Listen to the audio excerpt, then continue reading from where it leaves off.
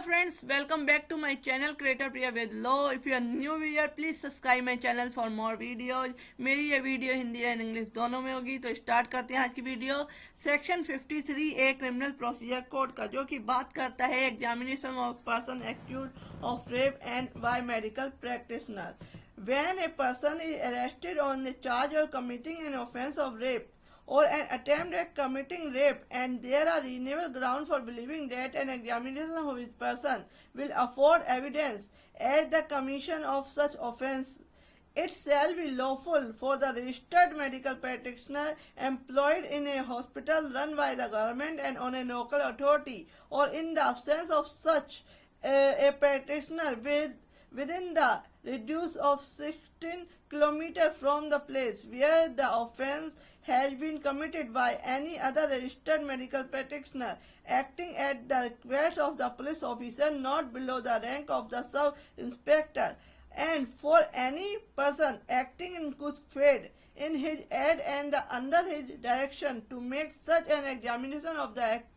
arrested person and to use such force as the reasonably necessary for that purpose. It means कि जब किसी व्यक्ति का बलात्संग या बलात्संग का प्रयत्न करने का, रेप करने का अपराध के लिए आरोप में गिरफ्तार किया जाता है और यह विश्वास करने का उचित आधार है कि उस व्यक्ति की परीक्षा से ऐसे अपराध के बारे में साक्ष्य प्राप्त होगा,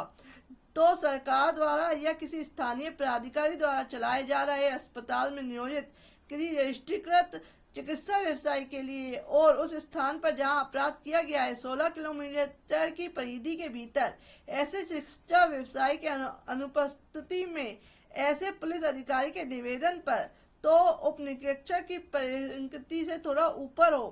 किसी ऐसे रजिस्टर्ड चिकित्सा व्यवसाय के लिए या सद्भावना पूर्वक उसकी सहायता करने के लिए या इसके निषेध में कार्य करने के लिए किसी व्यक्ति के लिए ऐसे गिरफ्तार व्यक्ति की परीक्षा करना और उस प्रयोजन के लिए उसकी शक्ति का प्रयोग करना जितनी युक्तियुक्त उससे आवश्यक हो विधिपूर्ण होगा। यानी कि किसी जो व्यक्ति है जिस पे रेप का आरोप है, जिसे गिरफ्तार किया गया है, तो उसकी मेडिकल परीक्षा कराई जा सकती है। तो नेक्स्ट आता है कि the registered medical practitioner conducting such examination shall without delay examination such person and prepare a report of his examination giving the following particular, namely ऐसी परीक्षा करने वाला रजिस्ट्रीकृत चिकित्सा व्यवसायी ऐसे व्यक्ति को बिना विलंब की परीक्षा करेगा और उसकी रिपोर्ट, परीक्षा की एक रिपोर्ट तैयार करेगा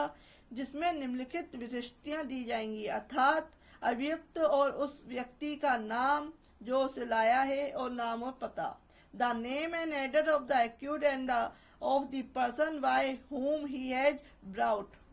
नेक्स्ट है कि अभियुक्त की आयु क्या है, the age of accused. Next है कि अभियुक्त के शरीर पर चोट के निशान यदि कोई हो, mark of injury if any on the person of the accused. Next है कि डीएनए प्रोफाइल करने के लिए अभियुक्त के शरीर से ली गई सामग्री का विवरण। It means the description of material taken from the person of the accused for DNA profiling and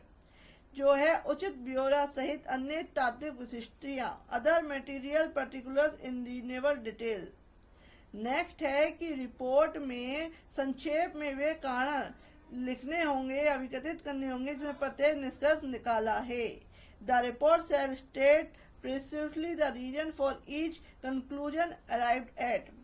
next है कि परीक्षा प्रारंभ और समाप्ति करने का सही समय भी रिपोर्ट में अंकित किया जाएगा और रजिस्ट्रीकृत चिकित्सा व्यवसाय बिना विलंब के अन्वेषण अधिकारी की रिपोर्ट भेजेगा जो धारा 173 में निर्दिष्ट मजिस्ट्रेट को उस धारा की उपधारा 5 के खंड ए में निर्दिष्ट दस्तावेजों के भाग में रूप में भेजेगा। द रजिस्ट्रीकृत medical practitioner shall without delay forward the report of the investigation officer who shall forward it to the magistrate referred in this section 173 as part of the document referred in the clause A of the subsection 5 of that section। तो friend ये बताया गया है section 53 में कि examination की जा सकती है जो एक्यूज्ड है, जो रेप का आरोपी है। तो friend, if you like my video please like share and subscribe my channel. Thank you for watching this video.